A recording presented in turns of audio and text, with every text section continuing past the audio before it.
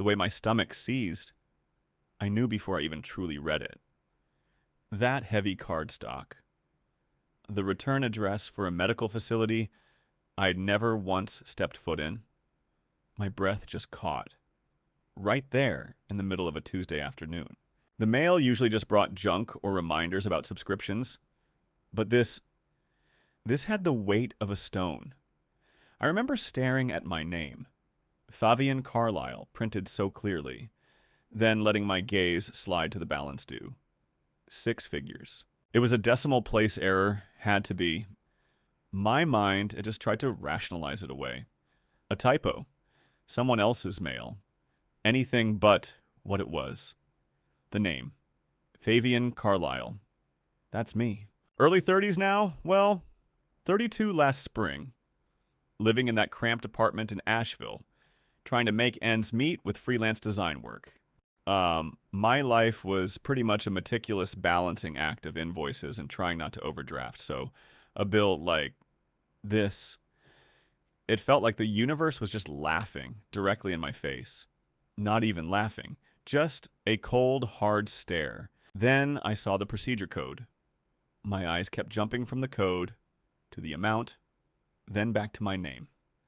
It was for a splenectomy. A splenectomy. I'd never had surgery in my life, not even my tonsils out. My body felt suddenly alien, like I was holding someone else's medical record. A medical record that carried my name and my insurance policy number.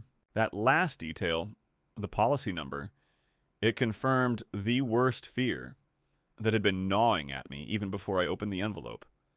That particular policy, I'd shared the details once. Only once in a moment of what I now recognized as utter, devastating naivety. Xanthe, my cousin. She was always good at convincing me, good at making me feel like I was the only person who understood, the only one who truly cared. She'd been through a rough patch, always was, it felt like. A few years back, when she was barely 25, trying to get on her feet after a messy breakup. No job, no insurance. She had an emergency. Or so she said, a sudden abdominal pain, something she insisted was urgent, but she couldn't afford to be seen. I remember her calling, voice raw with panic, describing symptoms that sounded genuinely alarming. I was 29 then, fresh off a promotion, feeling secure. My insurance was pretty solid. We talked about it, not for long, not really a discussion, more like her pleading and me trying to figure out how to help without actually breaking any rules. She said she just needed to be seen, maybe some tests, just to find out what was wrong. She swore she'd pay me back for any co-pays, any deductibles. I believed her. I did. She'd promised it was just for one visit, an outpatient thing, maybe some imaging. Just to get diagnosed, she'd said. And I, like an absolute fool, had given her my policy number, just the number, over the phone. I hadn't even thought about the ID card, just the string of digits. That was 4 years ago. 4 years of nothing. No follow-up calls, no strange medical bills, no anything. Until now. This wasn't a minor visit. This was a splenectomy, a major surgery. And the date on the bill, it was from 6 months ago, not 4 years. My mind was racing. A chaotic scramble of disbelief, and a sickening, cold realization. She hadn't just used it for a diagnostic visit. She'd used it for something significant, something she'd kept completely hidden. And the bill, oh God, the bill was for me to pay. The air in my small kitchen felt thick, suddenly hard to breathe. I leaned against the counter, the cool granite a small anchor in a suddenly tilting world. My chest felt hollowed out, scooped clean. It wasn't just the money. It was the absolute crushing weight of betrayal, of being used, and the sheer audacity of it. To do something this big, this permanent, without a whisper. My own flesh and blood. Xanthe. Xanthe was my mother's sister's kid, so we were first cousins, born about 3 years apart. She was always the slightly wilder, more spontaneous one, even as a kid. I was the quiet observer, the one who read books under the oak tree at our grandparents' sprawling property up in northern Georgia. She'd be off exploring the creek, getting scraped knees, coming back with some wild story about a snake or a lost dog. Our family gatherings, those big, loud summer barbecues with the smell of charcoal and cut grass, usually saw her gravitating towards me after she'd exhausted everyone else's attention. I'd be trying to talk to our grandfather, Papa Silas, about his garden, and she'd interrupt with some grand declaration or a whispered secret. I always had a soft spot for her. Felt like I understood her in a way the rest of the family didn't quite. They saw her as a bit of a handful, prone to exaggeration, but I saw a sensitive kid who just wanted to be seen. Maybe felt a little lost sometimes. As we grew up, that dynamic solidified. I went to college, got my degree in graphic design, started building a career. Xanthe, she drifted. She tried a few community college courses, worked a string of retail jobs, waitressing, things that never quite stuck. Every few months, there'd be a new crisis, a car breakdown, a sudden need for rent money, a toxic roommate situation. I'd usually chip in small amounts, sometimes just advice, always with a feeling of, she'll get it together this time. My mother, Aunt Lyra, she'd usually just sigh and shake her head, telling me I was too soft. My own mom, Aunt Perian, she just mostly tried to avoid the drama. It was late 2019, I remember distinctly. I was living in a different apartment then, a little studio closer to downtown Asheville, feeling pretty good about landing a couple of steady freelance gigs. Xanthe called me out of the blue, not her usual, "Hey, how are you?" call, but a frantic one. Her voice was thin, shaky. She described this intense, radiating pain in her abdomen, like a vice. Said she'd been ignoring it for days, but it was getting worse. She felt feverish, dizzy. She didn't have a job then, had just been laid off from a catering gig, so no insurance. She was scared, really scared, and completely alone. "Favian, please," she'd pleaded, her voice cracking. "I just need to see a doctor. I don't care if it's just a checkup. I just need someone to tell me what's wrong. I think something's really wrong. I just don't know what to do." I remember pacing my tiny living room, the phone pressed to my ear. My policy through my freelance association was actually pretty good. My deductible was low, and it covered emergencies well. She didn't have her ID card, of course, probably lost it in one of her moves.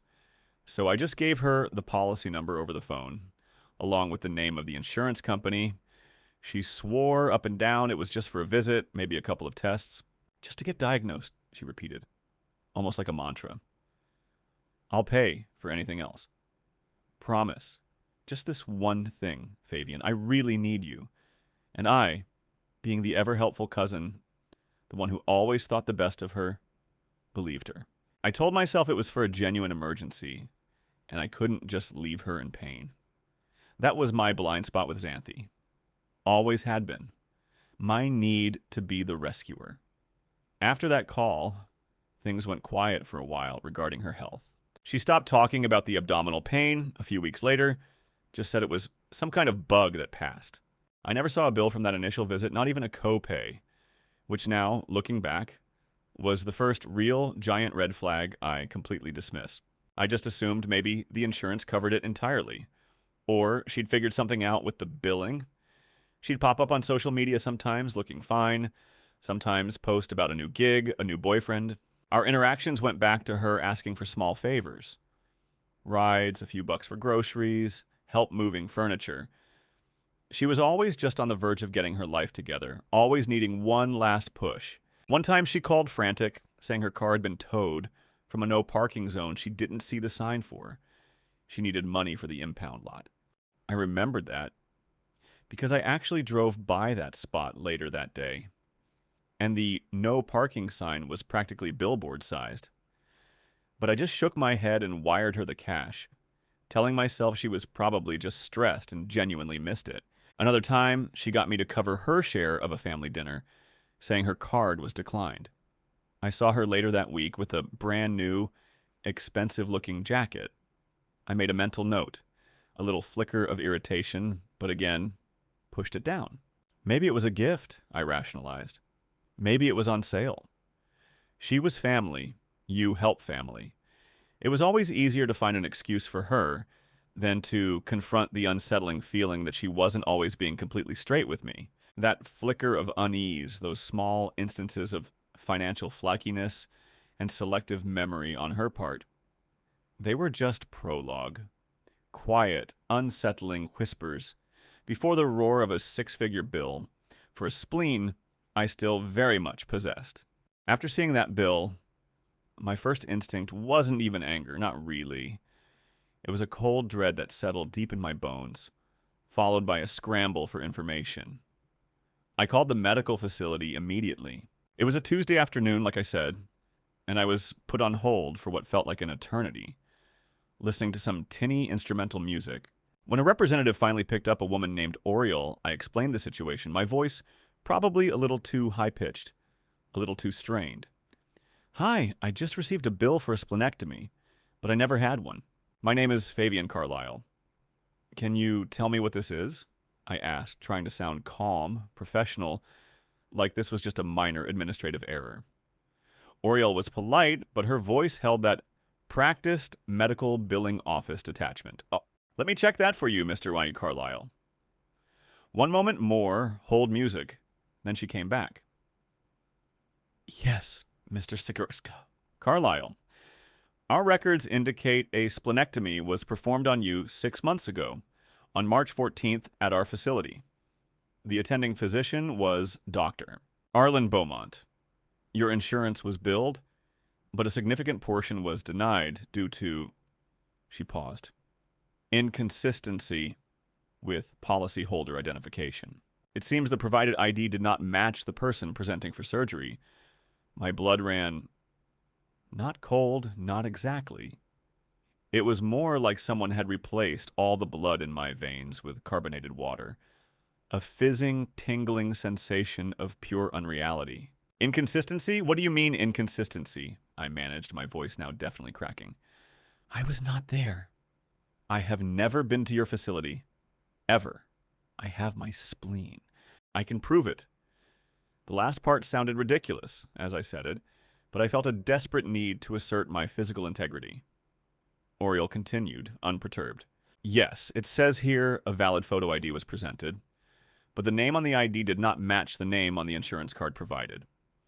There was a discrepancy. The patient stated they were you, Mr. Carlisle, and provided your insurance details, but presented an ID with a different name. Our administrative staff followed protocol by attempting to verify identity. After several attempts to reach the policyholder, that's you, sir, which were unsuccessful, and given the patient's critical condition requiring immediate surgery, as determined by Dr. Beaumont, the procedure was authorized under an emergency clause. The patient presented as a dependent of the policyholder, with a verbal declaration of identity from a relative A relative. That's when the full weight of it, the absolute audacity, hit me. Xanthe. She must have had someone, maybe her mother, Aunt Lyra, or someone else, lie for her. Aunt Lyra was always a bit of a flight risk when it came to Xanthe, often enabling her, but a lie this big. It felt impossible. My stomach clenched so hard I thought I might actually throw up right there. "Whose ID was presented?" I asked, the words barely a whisper. "The name on the ID was Xanthe Everwood," Oriole stated, completely oblivious to the bomb she'd just dropped. There it was. Not a mistake, not a typo, a deliberate act. Xanthe. My cousin. It wasn't just my policy number anymore, it was her ID. Her lying face, her willingness to put me in this impossible situation. The betrayal felt like a physical blow. I thanked Oriole, my mind a whirl of buzzing static, and hung up. I immediately called Aunt Perry, my mother. I needed to talk to someone, anyone who knew Xanthe. My voice was tight. "Mom, you're not going to believe this, but I just got a bill for a splenectomy for over $100,000, and it's from Xanthe." There was a pause on the other end. "Favian, what in the world are you talking about? A splenectomy? You've got your spleen. Exactly. But she used my insurance, Mom. 6 months ago. They tried to call me. but I never got any calls. She told them she was me, basically, or dependent, and they did the surgery. And now I'm on the hook for it.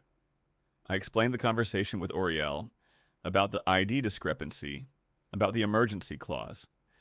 My mother, she was quiet for a long moment. Then, oh, Favian. Oh, honey, I warned you about that girl. Remember that time she borrowed Uncle Casimir's boat for a fishing trip and came back with a hole in the hull and no fish? Said it was a rogue wave? He paid out of pocket, never got a dime back. Her voice was laced with a familiar exasperation, but also a new, worried tone. This is bad, Favian. Really bad. You need to talk to her. Right now, talking to Xanthe had always been like talking to smoke. She'd twist, deflect, minimize. But this time, it was different. This wasn't a $50 tow fee or a $20 dinner. This was my financial future. I tried calling her, but it went straight to voicemail. Then I tried texting. Me. Xanthe, we need to talk. Now. I just got a bill for a surgery you had using my insurance. What is going on? Hours passed, no reply. I tried again, and again. Nothing. The silence was deafening, more infuriating than an argument. It was her classic move, disappear when things got difficult. A week later, still no word from Xanthe. I had left several voicemails, increasingly frustrated ones. I'd also tried reaching Aunt Lyra, Xanthe's mother, but she was evasive, saying she hadn't spoken to Xanthe in a while, which felt like a lie, given how entangled they usually were. I was starting to feel frantic. The medical facility called me again, reminding me of the overdue bill. I explained again that it wasn't me, that it was identity theft. They just reiterated that my insurance details were used, and a person identifying as my dependent had received care. The bureaucratic wall felt impenetrable. I vented to my friend Peregrine during our usual Wednesday coffee break. Peregrine, who runs a small artisanal soap business, is always level-headed. He listened, stirring his oat milk latte, his brow furrowed. Favian, this is beyond messed up. A splenectomy. You need to call the police. This is fraud, straight up. I know, I said, running a hand through my hair.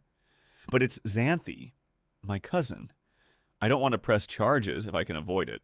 I just want her to pay for it, or at least admit what she did, so I can get this straightened out with the hospital and insurance.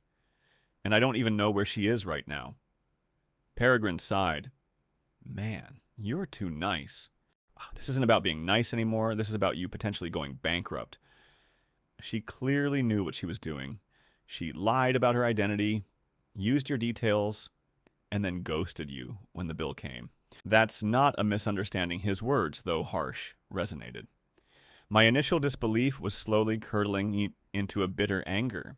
The idea of getting the police involved, of formally accusing family, felt like a bridge too far, a betrayal of my own unspoken code. But the weight of that six-figure bill, the constant buzzing anxiety it produced, was starting to erode that code. I started getting letters from a collections agency too, those crisp, official-looking envelopes that make your stomach drop just seeing them in the mailbox. It wasn't just the medical facility anymore. It was a whole system coming after me. One evening, I decided to try Xanthe's old apartment complex. She moved around a lot, but sometimes she'd just crash with a friend in the same building for a while. It was a long shot. I drove over to the south side, a less gentrified part of town, with older brick apartment buildings. As I was walking past her old unit, the one I'd helped her move out of a year ago, I saw a familiar beaten-up sedan parked nearby. It was Aunt Lyra's. My heart leapt, then plunged. She was here. That meant she knew where Xanthe was. I waited in my car, just out of sight, for maybe 30 minutes. Then I saw Aunt Lyra emerge from the building, followed by Xanthe. Xanthe looked healthy, radiant even. She had new highlights in her hair, and she was laughing, talking animatedly with her mother. No signs of a recent life-threatening surgery that would warrant using someone else's insurance. My blood now, it really did run cold. The sight of her, so carefree, so utterly oblivious to the catastrophe she'd unleashed on my life, felt like a punch. I saw a flash of anger I rarely ever felt. It wasn't just naivety on her part or desperation. This felt calculated. I watched them for a moment longer, then decided not to confront them there. Not in public, not when I was so full of rage I might say something I regretted. I wanted answers, not a public spectacle. But seeing her, looking so vibrant, after dodging my calls for weeks, that was the final straw. My internal struggle, the push-pull between familial loyalty and self-preservation, finally snapped. I knew in that moment that I couldn't protect her anymore. I had to protect myself. The next morning, after seeing Xanthe and Aunt Lyra acting like everything was perfectly normal, I called Aunt Lyra first. No more beating around the bush. I bypassed the pleasantries, my voice steady, though my hand gripped the phone so hard my knuckles were white. Aunt Lyra, I need to know where Xanthe is. She used my medical insurance for a major surgery, and I'm now being billed over $100,000 for it. I know you know where she is because I saw you with her last night. There was a long silence, just the sound of static on the line, then a shaky sigh. Favian. Oh, Favian, I can't talk about this right now. Her voice was tight, high-pitched. She sounded genuinely distressed, or at least she was putting on a good show. Aunt Lyra, she put my entire financial life at risk. My name is on a bill for a surgery I didn't have. I need to speak to her. You need to tell me where she is, or I'm going to the police. The threat felt hollow as I said it, but I needed to push. Another pause. Favian, please, don't do that. Give me a little time. I'll talk to her. She's going through a lot. She's going through a lot, I repeated, my voice rising. I'm the one going through a lot. This is not some small misunderstanding, Aunt Lyra. This is serious. She eventually gave in, after more pleading on her part, saying she'd call Xanthe and tell her to meet me. She insisted it had to be a neutral place, somewhere Xanthe felt safe. I suggested the small, quiet cafe on Merriman Avenue, the Daily Grind, where Xanthe sometimes worked odd shifts years ago. It felt like a lifetime ago, a time when her problems seemed so much smaller. Aunt Lyra said she'd pass on the message, but couldn't promise Xanthe would show. I hung up feeling a mix of triumph and nausea. I got to the Daily Grind a little early the next day, right after the morning rush, around 10. The air was thick with the smell of roasted coffee beans and faint cinnamon. I chose a corner table, trying to make myself inconspicuous, even though my stomach felt like it was doing barrel rolls. I kept checking my watch, kept glancing at the door. Every time it opened, my shoulders would tense. My coffee went cold.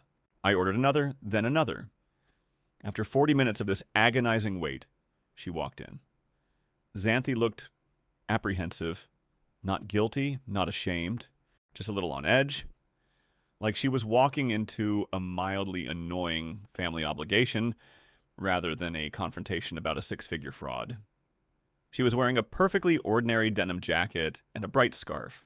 She took a deep breath as she spotted me, then walked over, pulling out a chair. Hey, Favian, she said, her voice a little too casual, a little too bright. She didn't look me in the eye directly. She focused on my empty coffee cup. I just stared at her. My jaw felt locked. I could feel the tension radiating from my temples, almost a physical pressure behind my eyes. I watched her for a moment, just watched her breathe, watched her pretend this was normal. The clinking of ceramic from the counter, the low hum of conversations around us, all seemed to fade out. It was just her and me, and this enormous, impossible thing between us. The bill, Xanthe, I started, my voice lower than I intended, almost a growl. The bill for the splenectomy. From March. $120,000. She finally met my eyes, but only for a second, then looked away at the window. Oh, that. Yeah. She took another breath, almost a theatrical sigh. Look, Favian, I was in a really bad place. Like, really bad. I thought I was going to die. You thought you were going to die? I cut her off. So you decided to fake your identity, use my insurance, and then disappear when the bill came? For a surgery you didn't even need, apparently, since you look perfectly healthy right now? My voice was getting louder, but I tried to rein it in. People were starting to glance our way, like, No, I did need it, she insisted, her voice picking up speed, a practiced defensiveness in her tone. They said my spleen was ruptured, or something. It was an emergency, Favian. They told me I needed surgery right away. I didn't have any options. Options? You could have gone to the ER and told them you had no insurance. They would have treated you. You wouldn't have been on the hook for this. I wouldn't have been on the hook for this. I leaned forward, my hands on the table. Why did you use my insurance? And why did you give them your ID, but say you were me? Or my dependent? What were you thinking? She fidgeted, pushing a stray strand of hair behind her ear. I don't know. I was just really scared, and they kept asking for insurance. And I remembered you said your insurance was good. And then they asked for ID, and I didn't have yours. I only had mine. I told them my name was Xanthe, but that I was covered under your policy. I mean, we're cousins. Isn't that kind of a dependent? I didn't know it was that big a deal. I just wanted them to fix me. I stared at her, utterly flabbergasted. Not a big deal? Xanthe, this is fraud. This is a felony. And kind of a dependent? Are you serious? We are not dependents of each other. You literally lied about who you were to get surgery under my name. My voice was now a furious whisper. The sounds of the cafe felt distant again, a dull hum. I saw an old woman at a nearby table give us a sharp look. I didn't lie, not really, she insisted, her voice getting whiny, a familiar tone. I was just trying to get help. And I was really sick. I told them I was Xanthe, but I was on your plan. It's what you told me to do before, right? Give them the policy number? I told you to give them the policy number for a diagnostic visit 4 years ago, not for a major surgery where you pretend to be me. I slammed my hand down on the table, just a light thud, but enough to make her flinch. My hand throbbed. The absurdity of her denial, her twisting of facts, was maddening. I was desperate, Favian. What was I supposed to do, bleed out in the waiting room? Her eyes filled with tears, but they felt performative, a well-worn tactic. I could feel a vein throbbing in my neck. So, you put me in the firing line? And then, you didn't even tell me? You just ghosted me for months, letting me get calls from collections. You didn't think I'd find out? She finally looked at me, her eyes wide, glistening. I was going to tell you. I was. I got scared. And I thought maybe the insurance would just cover it, since it was an emergency. And then I didn't know what to do when they didn't. The excuses, the half-truths, the victim act, it was all so familiar but amplified to an unimaginable degree. I just sat there, utterly depleted, watching her. This wasn't the sweet, slightly lost cousin I'd always tried to help. This was someone utterly self-absorbed, manipulative, and dangerous. And it was all coming to a head right here in this coffee shop with the smell of burnt sugar and the gentle hiss of the espresso machine. I finally understood, truly understood that Peregrine was right. I couldn't protect her, not anymore. I had to protect myself. The conversation at the Daily Grind ended with me feeling hollowed out, utterly drained. Xanthe just kept repeating some variation of, I didn't mean to, or I was scared, interspersed with vague promises of figuring it out. There was no real plan, no concrete offer to fix anything, just a lot of hand-waving and more tears. I finally just stood up, threw a 20 on the table for our cold coffees, and walked out. I didn't even look back. I just needed to breathe air that didn't feel contaminated by her excuses. The practical problems hit almost immediately, like a freight train. The medical facility escalated its billing, sending more aggressive notices. The collections agency started calling my phone at all hours, leaving voicemails with stern, pre-recorded messages. My credit score, something I'd worked meticulously to build over the years, took a nosedive. I saw the alerts on my credit monitoring app, watched it drop point by agonizing point. This wasn't just a bill anymore. It was actively destroying my financial stability. My landlord, a man named Mr. Finch, he was actually pretty understanding when I explained a different, unrelated, temporary financial glitch months before. But how was I going to explain this? The idea of losing my apartment or having my freelance contracts affected by a ruined credit score was terrifying. I went to the police, finally. It felt like admitting defeat, like I was breaking some unspoken family covenant. The police station was fluorescent lit and unwelcoming. The officer, a grizzled man named Detective Corvus, listened patiently, taking notes. He looked skeptical when I explained it was my cousin. So, your cousin used your insurance and lied about who she was to get a splenectomy? He asked, rubbing his chin. And you're just finding out 6 months later? It sounded ridiculous, even to my own ears. He took down all the details, the medical facility, the dates, Xanthe's name, Aunt Lyra's involvement. He filed a report for identity theft and medical fraud, but his parting words weren't exactly comforting. Family cases. They're messy, Mr. Carlisle. Often hard to prosecute without full cooperation from all parties. All parties, meaning Xanthe, who was already proving impossible, and Aunt Lyra, who was actively shielding her. My mother, Aunt Perian, she was furious on my behalf, but also deeply conflicted. Favian, I can't believe Lyra would let her do something like this. My own sister. She tried to mediate, calling Aunt Lyra, then calling me back with more of Xanthe's excuses. She says she truly thought it was an emergency, and she didn't know it would affect you like this. She says she'll try to get a loan, but her credit is shot. Empty promises, I knew. Aunt Lyra just seemed resigned, not genuinely contrite. My friends, especially Peregrine and my other close friend, a musician named Odile, were invaluable. They listened, they brought over food, they just sat with me when I was too overwhelmed to do anything but stare at the wall.